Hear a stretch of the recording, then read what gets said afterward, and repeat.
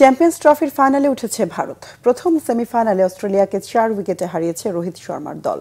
দুবাইয়ে টস জিতে আগে ব্যাট করে 264 রান তোলে অজিরা। জবাবে 11 বল হাতে রেখেই ম্যাচ জিতে নেয় টিম ইন্ডিয়া।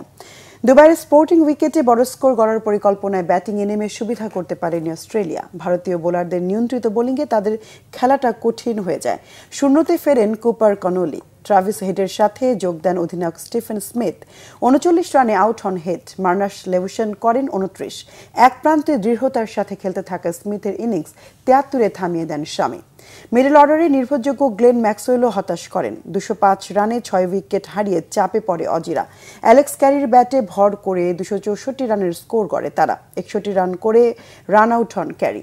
শামি 3টি, বরুণ ও রবীন্দ্র নেন 2টি করে উইকেট। 265 রানের টার্গেটে ওপেনিংয়ে অধিনায়ক রোহিত শর্মার সাথে বেশিক্ষণ ক্রিজে টিকতে পারেনি শুভমান গিল। দলীয় 30-এ গিলের বিদায়ের পর উইকেটে আসেন মাস্টার ক্লাস বিরাট কোহলি। তার ব্যাটিং শৈলীতে রানের গতি বাড়তে থাকে টিম ইন্ডিয়ার। রোহিত 28 করেন, শ্রেয়াস আয়ারের অবদান 45। কোহলি খেলেন 84 রানের ইনিংস।